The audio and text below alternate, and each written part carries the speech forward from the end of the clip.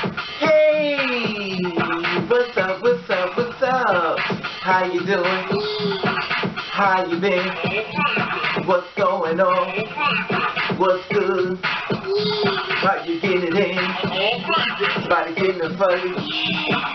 What's going on, people? Now I understand why so many guys are on Tumblr and stuff renting themselves out. I don't care how you make your money. You have to do things the best way you can.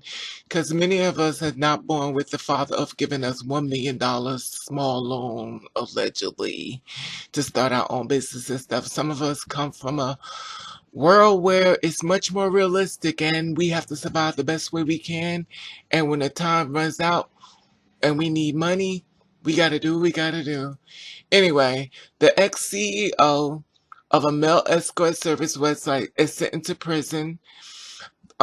Jeffrey Hurant of New York City, the former CEO of once a popular male escort service website, who pleaded guilty last year to promoting prostitution, has been sentenced to 6 months in prison by a judge who said it is necessary to send um, a direct message, even though she knows the business did good things for people.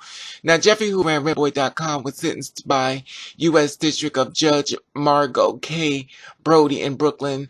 The very thing that it is illegal, there is no question it did a lot of good, Brodie said, as she announced the sentence, which included $7,500 fine.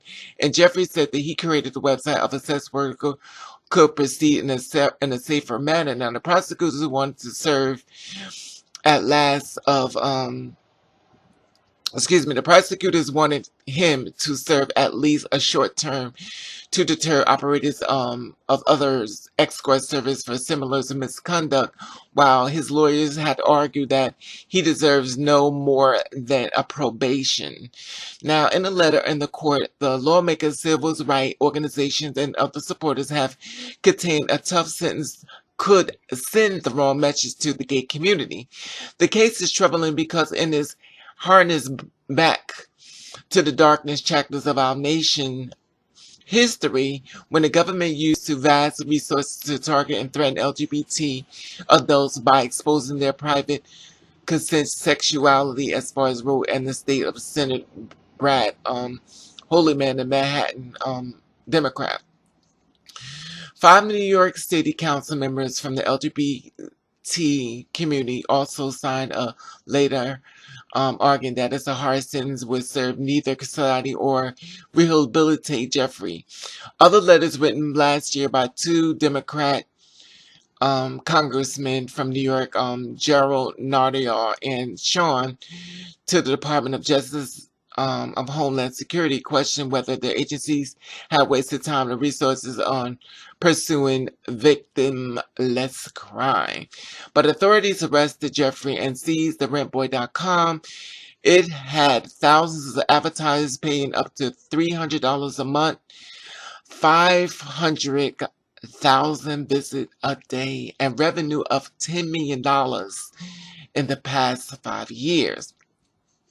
Now, the business hosted parties and annual shows for escorts called the Hookies, according to CBS New York. Now, the federal investigation raided the company headquarters in the building on 14th Street and 5th Avenue. Now, prosecutors had alleged that Rentboy was an accredited online brothel.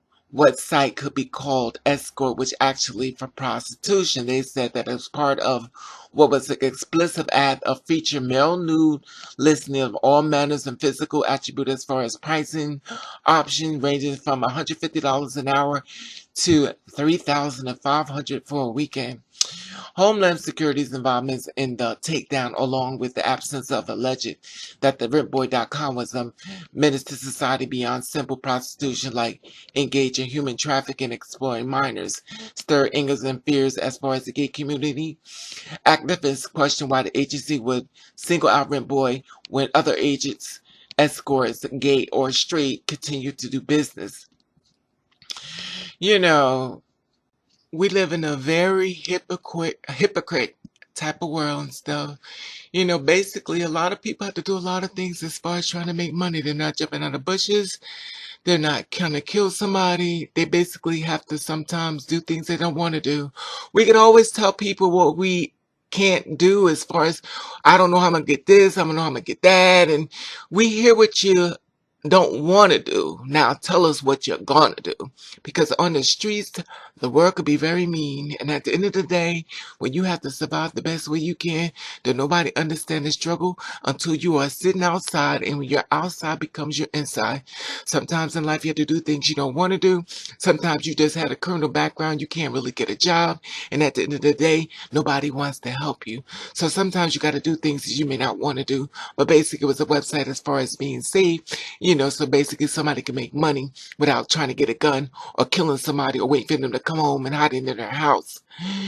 But this is the kind of world we live in and stuff. And, Jeffrey was sitting up there just trying to find another way for clearly to make a message as far as making money. And he has to keep the website running and stuff. We all know have a father that gives us $1 million and stuff.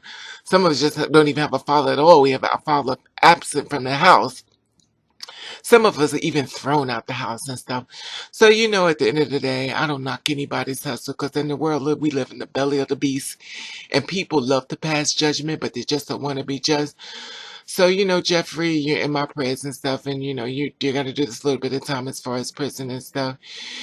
But this is the kind of world we live in. I would love to hear your feedback on this. That's why a lot of people are tumbling now. They're renting themselves out another type of way.